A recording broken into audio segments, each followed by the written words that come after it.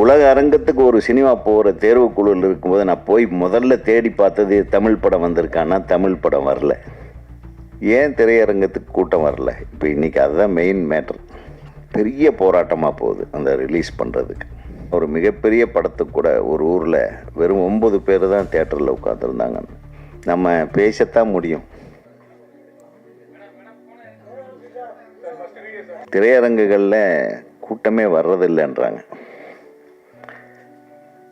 ஏன் திரையரங்கத்துக்கு கூட்டம் வரல? இப்போ இன்றைக்கி அதுதான் மெயின் மேட்டர். படங்கள் எல்லாருமே எடுத்துக்கிட்டு இருக்கிறாங்க, கஷ்டப்பட்டு வர்றாங்க. இந்த மாதிரி இளைஞர்கள் புதுசாக ஏதோ முயற்சி பண்ணி ஏதாவது ஒரு மாற்றத்தை கொண்டு வந்துடணும், ஒரு பெரிய விடியலை உருவாக்கணும், ஒரு நல்ல எதிர்காலத்துக்காக போராடி கொண்டு வருகிற கலைஞர்களுக்கெல்லாம் அந்த படத்தை எடுத்து முடித்த கடைசியில் பெரிய போராட்டமாக போகுது அந்த ரிலீஸ் பண்ணுறதுக்கு.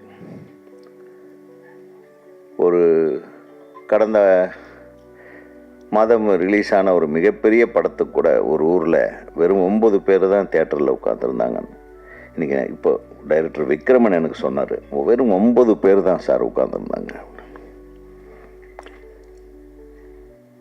நான் அடிக்கடி சொல்கிறது உண்டு, பெரும்பாலுமாக ரிலீஸ் செய்யப்படுகின்ற சிறிய படங்கள் அந்த தயாரிப்பாளர்களுக்கே தெரியறதில்லை எந்த தேட்டரில் ஓடுதுன்னு, எந்த ஷோ ஓடுறதுன்னு தெரியுது.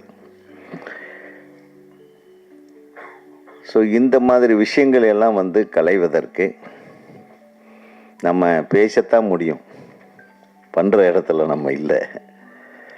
ஸோ பண்ணுற இடத்துக்கு பக்கத்தில் இருக்கிற போஸ் வெங்கட் எப்படி ஒரு திரைப்படத்தை வெளியிட வேண்டும். அட்லீஸ்ட் ஒரு படத்துக்கு நீங்கள் தேட்டரை 100 தேட்டர் கூட கொடுக்க வேண்டாம், ஒரு 50 தேட்டர் கொடுத்தாலும் அந்த தேட்டரில் காலையிலேருந்து காலை காட்சியிலேருந்து இரவு காட்சி வரையிலும் அந்த படமே ஓடணுன்ற ஒரு கட்டாயத்தை நம்ம உருவாக்கணும். நிறைய படங்கள் பார்த்திங்கன்னா நம்ம காலத்தில் கூட நம்ம பொன்னுமணின்னு ஒரு படம் அது ரிலீஸ் ஆகும்போது கிட்டத்தட்ட 16 படங்கள் ரிலீஸ் ஆச்சு.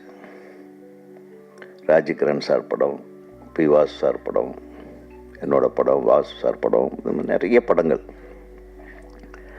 அந்த 16 படங்களில் பார்த்திங்கன்னா முதல் வாரம் அப்போல்லாம் விமர்சனம் உங்களுக்கு தெரியும், 1, 2, 3, 4, 5, 6ன்னு இந்த மாதிரி போடுவாங்க.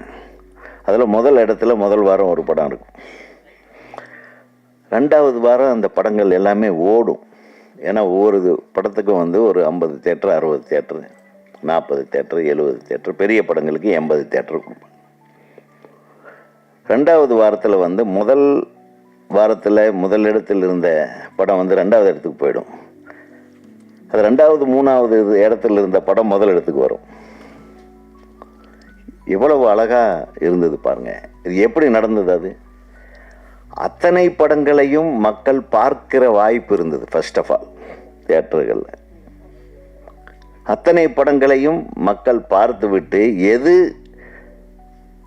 மிகச்சிறந்த படம், எது சிறந்த படம், அதற்கடுத்து சிறந்த படம் எது அப்படின்னு அவங்க வகைப்படுத்தி கொண்டிருப்பார்கள். அவங்க போய் மவுத் டாக் போய் 5வது இடத்துல இருந்த பொன்னுமணி முதல் இடத்துக்கு வந்தது.